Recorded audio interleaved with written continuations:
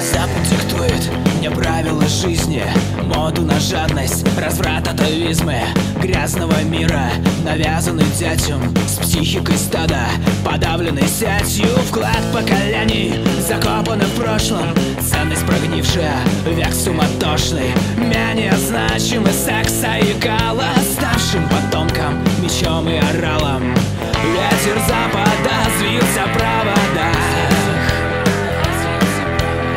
дом пришла беда, падла сквозь года.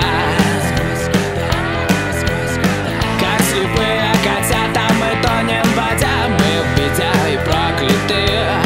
Так кому нужна эта вода?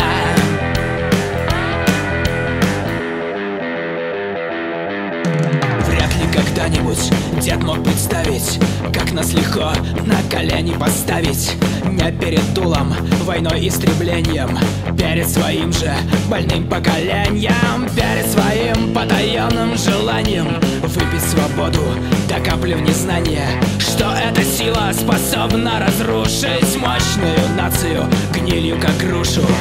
Ветер запада взвился в проводах, в дом пришла беда, падла сквозь года.